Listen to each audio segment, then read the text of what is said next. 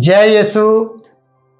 सुबह में आपका स्वागत है और परमेश्वर की वचन की क्लास में मैं आपको निमंत्रण देता हूं और आपका स्वागत करता हूं, क्योंकि आप परमेश्वर के प्रियजन हैं। आप चाहे बेटा हैं, बेटी हैं या बुजुर्ग हैं या परमेश्वर के दास हैं, मैं सबका आदर करता हूं और परमेश्वर के वचन को आपके बीच में लेकर आता हूं और आप इसे बड़े ध्यान से सुनते हैं और देखते हैं। प्रियो, समय किसी के पास नहीं है। समय दिन प्रतिदिन हमारे हाथों से निकलता चला जाता है, लेकिन समय को बनाने वाला परमेश्वर हमारा परमेश्वर है, जिसके हाथ में हम अक्सर रहते हैं। हम अब्राहम को देखते हैं उत्पत्ति की किताब और उसके 13वें अध्याय में हम आ चुके हैं और 13वें अध्याय से हम आज आपके बीच में परमेश्वर की बातें करना चाहते हैं। क्या आप तैयार हैं? अगर आप तैयार हैं तो आइए शुरू करते हैं। तो परमेश्वर का वचन उत्पत्ति की किताब उसका 13वां अध्याय उसका पहला पद आपके लिए। तब अब्राहम अपनी पत्नी और सारी संपत्ति लेकर तो लूत को भी साथ लिया और मिस्र को छोड़कर दक्षिण देश में आया है। प्रियो, यहाँ पर उसने मिस्र से कूच किया और मिस्र से निकला है और अपनी सारी संपत्ति और अपनी सब धन दौलत को लेकर साथ में उसने लूत को भी लिया है और वो उस दक्षिण देश में आ गया जहाँ पर उसने परमेश्वर के लिए वेदी बनाई थी। प्रियो, मैं इस प्रकार से कहना चाहता हूँ कि लूत उसके संग संग चलता रहा है और 13वें अध्याय के अंदर हम ये बातों को भी देखें कि लूत की बुलाहट नहीं थी और अब्राहम की बुलाहट थी। और अब्राहम को जब परमेश्वर ने बुलाया है तो उसे किस तरीके से बुलाया आप जानते हैं। पिछली वीडियो में आपने सीखा है कि लूत को नहीं, परमेश्वर के दास अब्राहम को परमेश्वर ने ऊर देश से, ऊर नगर से बुलाया है और वो वहाँ पर उसके बारे में बताया जाता है कि वो उस देश का रहने वाला था, वो अन्य जातियों से था, वो यहूदियों में से नहीं था। प्रियो, यहीं से परमेश्वर की जाति निकलती है, यहूदी निकलते हैं। तो हम इन बातों को देखते हैं। तो प्रियो, हम यहाँ पर इस प्रकार से देखते हैं, अब्राहम भेड़ बकरी और गाय बैल और सोने रुपये का बड़ा धनी था। फिर वह दक्षिण देश में से चलकर बतेल को गया और उसके पास उसी स्थान पे पहुंचा जहां उसने पहले अपना तंबू खड़ा किया था, जो बतेल और ए के बीच में है, ऐसा लिखा है। और वह स्थान उस वेदी का है जिसे उसने पहले बनाई थी और वहां अब्राहम ने फिर यहोवा से प्रार्थना की। जहाँ पर वेदी है, जहाँ पर परमेश्वर का स्थान बनाया गया है, वहाँ पर अब्राहम ने फिर से प्रार्थना की। प्रियो, मैं इस प्रकार से आपको याद दिलाना चाहता हूँ, जहाँ पर भी आपके लिए परमेश्वर का भवन बनाया गया है, जहाँ पर परमेश्वर की वेदी बनाई गई है, जहाँ पर आपके लिए एक ठिकाना कि जब भी आप जाकर वहाँ पर प्रार्थना कर सकते हैं, कोई भी आपके पास समय हो, वहाँ पर जाते हुए आप परमेश्वर की आराधना और स्तुति कर सकते हैं। और यहाँ पर अब्राहम से हम सीख सकते हैं कि अब्राहम उसी स्थान पर पहुँचा जहाँ पर उसने वेदी बनाई थी और वहां जाकर प्रार्थना की है, क्योंकि वो रुपये का और धन दौलत का बड़ा धनी था और धन के साथ वो चला था और मिस्र में जाकर उसे और भी धन मिल गया था और उसकी पत्नी उसे सौंप दी गई थी, जहाँ पर उसके अंदर एक डर था कि मेरा क्या होगा। और एक सुंदरता के कारण, अपनी पत्नी की सुंदरता के कारण वो डरा हुआ था और यही डर उसे रिश्ते बिगाड़ने पर मजबूर कर गया, क्योंकि उसने अपनी पत्नी को बहन कहा था। मैं जानता हूं आप कहेंगे कि वो पहले उसकी बहन थी। हाँ, पहले थी, लेकिन पत्नी होने के बाद फिर से उसे बहन बनाना ये अच्छा नहीं लगता। ये डर के कारण से रिश्ते बिगड़ते हैं। तो इसलिए हमारी वीडियो मैंने बनाई है कि हाँ, जब जब हम डरेंगे तब तब हम अपने रिश्ते को बिगाड़ लेंगे। ऐसा ना हो प्रिय कि हम अपने रिश्ते बिगाड़ते रहें और हम अपने रिश्तों को, जो हमारे रिश्ते हैं, वो झूठ बोलकर गलत तरीके से हम बनाएं। क्योंकि मैंने बहुत से बच्चों को स्कूल में जाते देखा और टीचर से झूठ बोलते उनको सुना है। वो किस प्रकार से उन्होंने झूठ बोलकर अपने दादा को मार दिया, जबकि दादा अभी मरा नहीं है। कई बार झूठ बोलकर अपनी दादी को मार दिया, कई बार अपने ही परिवार के उस प्रियजन को मार दिया और वो मरे नहीं हैं, क्योंकि उन्होंने झूठ बोला डर के कारण, क्योंकि होमवर्क नहीं किया, स्कूल नहीं गए, स्कूल नहीं आए उस दिन। इस कारण से उन लोगों ने, उन बच्चों ने झूठ बोला। और ऐसे ही समाज में रहते हुए हम अपनी जॉब पर जाते हैं और जॉब पर भी अपने बॉस से झूठ बोल देते हैं। कई बार हम अपने पासवान से झूठ बोलते हैं क्योंकि हमारे अंदर एक डर होता है कि हमारा क्या होगा। प्रियो, मैं हमेशा कहता हूँ वचन इस प्रकार से हम सीखते हैं और कई बार हमने अन्य लोगों से सीखा है कि सबसे बड़ा रोग है कि क्या कहेंगे लोग। लोगों की चिंता करके आप हमेशा झूठ बोलते हैं।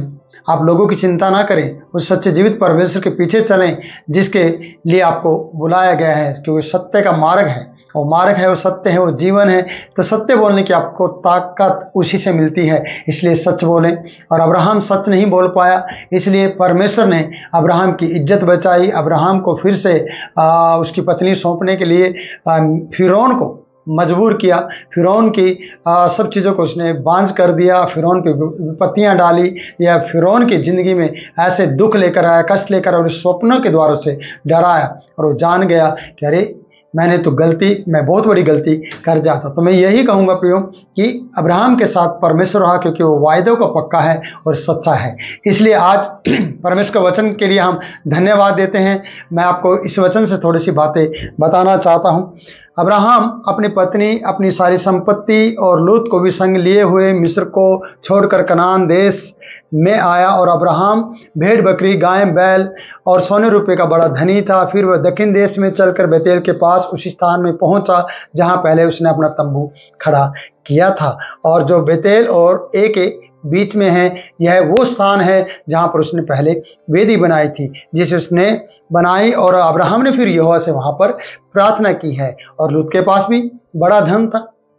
जब आपके पास धन है, दौलत है, तो आपको किसी प्रकार की कमी नहीं है प्रियो। पर आपके पास धन दौलत होने से ज़्यादा जीवन की आप कामना नहीं कर सकते हैं कि सब कुछ ठीक रहेगा, धन बढ़ गया है, सब कुछ अच्छा रहेगा, अब हमारी बातचीत, हमारा प्रेम और ज़्यादा बढ़ेगा। प्रियो, ऐसा नहीं है। और हम इन्हीं वचनों से सीख पाएंगे कि धन क्या करता है, पब्लिक क्या करती है रिश्तों के बीच में। हम इस वीडियो के अंत में इस बात को देख पाएंगे। तो हम यहाँ पर यह बात देखते हैं कि लूत के पास भी, अब्राहम के पास भी बहुत धन था। लूत के पास धन इसलिए था क्योंकि वो अब्राहम के साथ चला, वो आशीषित व्यक्ति था अब्राहम, और उसके साथ साथ लूत भी धनवान होता चला गया।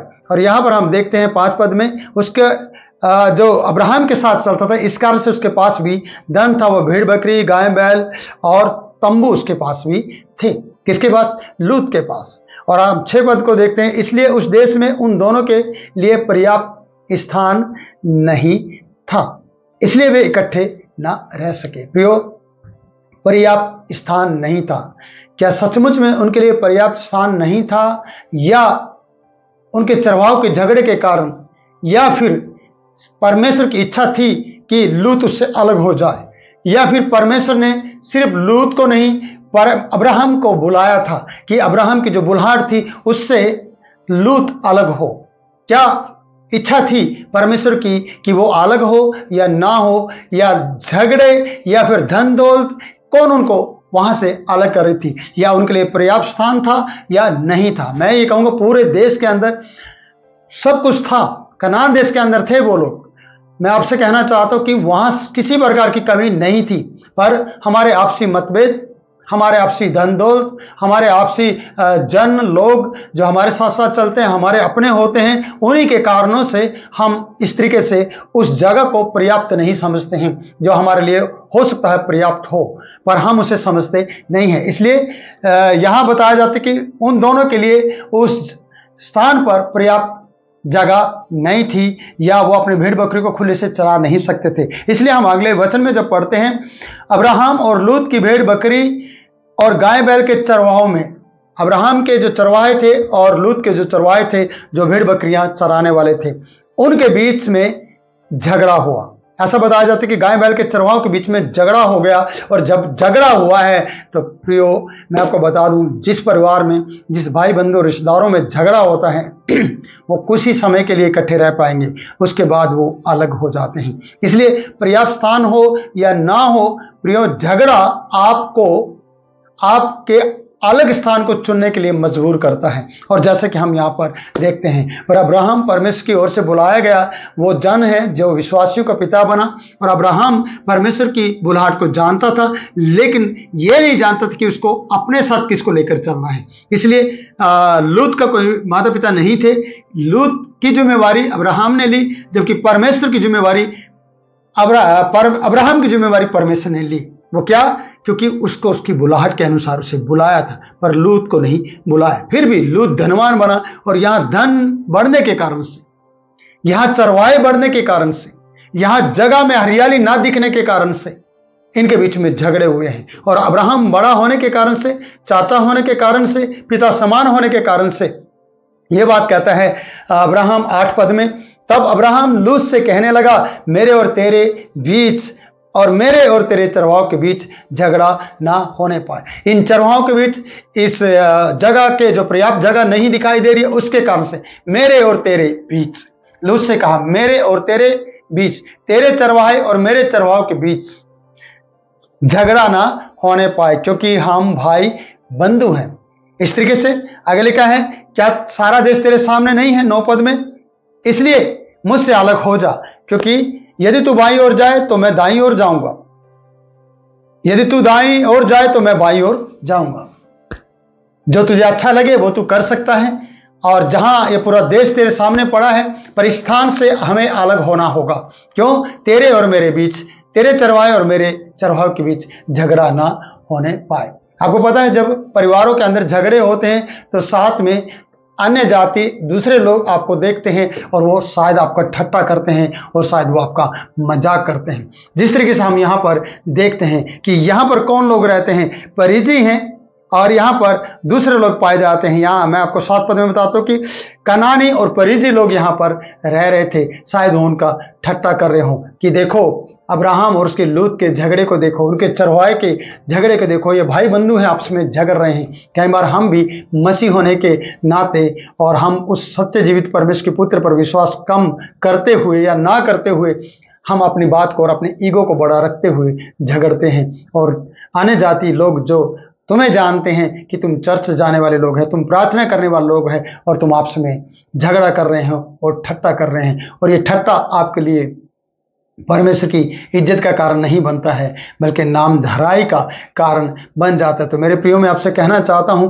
कि धन दौलत और ये चरवाहे या आपके दास दासियां आपके बीच में झगड़े उत्पन्न कर सकते हैं। बड़ा होने के नाते या छोटा होने के नाते आप माफी मांग सकते थे, आप इस झगड़े को समाप्त कर सकते थे, लेकिन आप लोगों ने ऐसा नहीं किया है। तो वचन बता रहा कि उसके लिए स्थान के बारे में अब्राहम ने छूट दी कि जहां तू जाना चाहे जा, और इस तरीके से झगड़े ना होने पाए। झगड़े समाप्त करने का एक ही तरीका है, अलग होना। और हम अपने परिवारों में और अपने भाई बंधुओं में और अपने रिश्तेदारों में भी देखते हैं, जब एक बेटी की शादी होती है और उसकी पत्नी और वो जब वो इकट्ठे रहते हैं और परिवारों में इकट्ठे रहते हैं, तो कई बार पत्नी के कारण से बच्चा अपने माँ बाप के साथ सही तरीके से रह नहीं पाता, या पत्नी उसकी पत्नी सास ससुर के साथ सही से रह नहीं पाती, तो वो अलग होने की चेष्टा करते हैं या चाहत रखते हैं, और कुछ समय बाद वो अलग भी हो जाते हैं। जब तक वो अलग नहीं होते तो उनके परिवारों में झगड़े रगड़े होते रहते हैं। तो इन झगड़ों का निपटारा करने के लिए एक ही बात है कि बड़े को भी हुक्म देना चाहिए कि वो अलग हो जाएं, और जो उनको ठीक लगता है वो उस तरीके से कर सकते हैं। तो प्रियो, परमेश्वर का वचन हमें घरेलू बातें भी सिखाता है और संसारिक बातों के लिए भी हमें सीखने को मदद करता है। तो प्रियो, ये वचन आपको बहुतायत से आशीषित करे, और इस वीडियो में आप अंत तक बने रहें। मैं आपको भी परमेश्वर की आशीष देता हूं कि परमेश्वर की आशीष आपकी जिंदगी में ठहरे और आप आशीषित रहें और प्रभु में आगे बढ़ते जाएं। प्रभु इन वचनों के द्वारा आपको बहुत आशीष दे। जय मसीह की।